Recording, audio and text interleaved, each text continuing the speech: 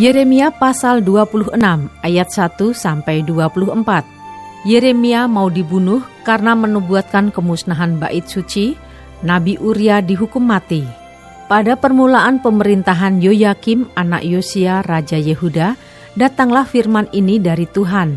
Bunyinya, beginilah firman Tuhan, berdirilah di pelataran rumah Tuhan dan katakanlah kepada penduduk segala kota Yehuda yang datang untuk sujud di rumah Tuhan. Segala firman yang kuperintahkan untuk kau katakan kepada mereka, janganlah kau kurangi sepatah kata pun.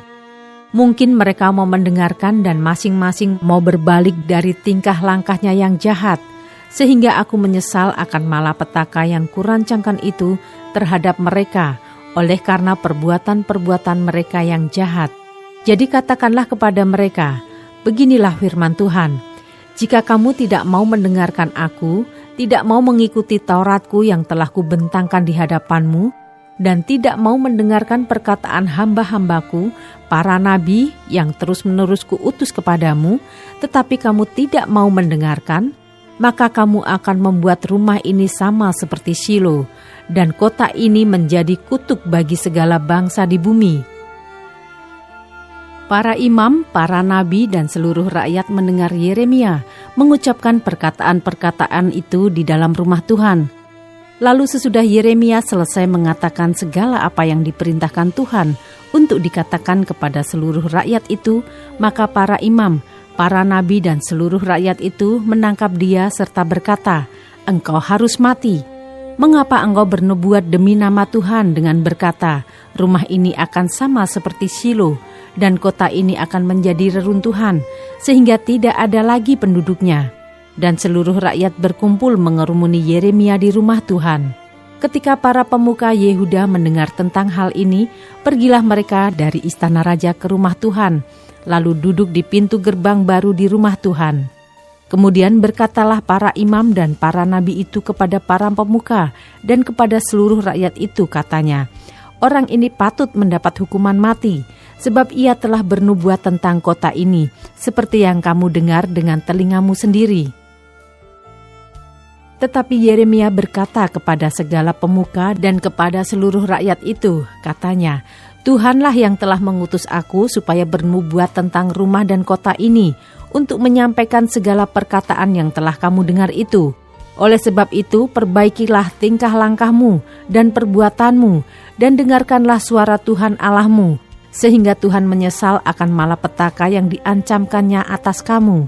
Tetapi aku ini, sesungguhnya aku ada di tanganmu, perbuatlah kepadaku apa yang baik dan benar di matamu.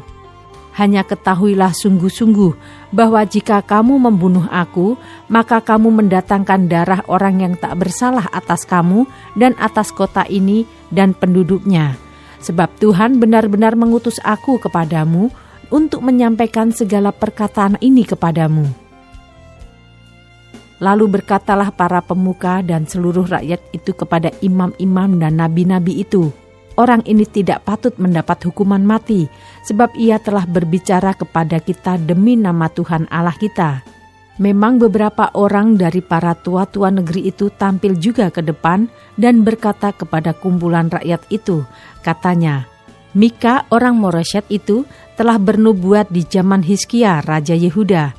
Dia telah berkata kepada segenap bangsa Yehuda, beginilah firman Tuhan semesta alam, Sion akan dibajak seperti ladang, dan Yerusalem akan menjadi timbunan puing, dan gunung bait suci akan menjadi bukit yang berhutan."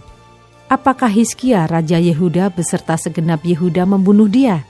Tidakkah ia takut akan Tuhan, sehingga ia memohon belas kasihan Tuhan, agar Tuhan menyesal akan malapetaka yang diancamkannya atas mereka? Dan kita, maukah kita mendatangkan malapetaka yang begitu besar atas diri kita sendiri? Ada juga seorang lain yang bernubuat demi nama Tuhan, yaitu Uria bin Semaya dari Kiryat Yearim. Dia bernubuat tentang kota dan negeri ini tepat seperti yang dikatakan Yeremia. Ketika Raja Yoyakim bersama-sama dengan segenap perwiranya dan semua pemuka mendengar perkataan orang itu, maka raja pun mencari ikhtiar untuk membunuhnya. Mendengar hal itu, maka takutlah Uria, lalu melarikan diri dan tiba di Mesir. Kemudian Raja Yoyakim menyuruh orang ke Mesir, yaitu Elnatan bin Akbor beserta beberapa orang. Mereka mengambil Uria dari Mesir dan membawanya kepada Raja Yoyakim.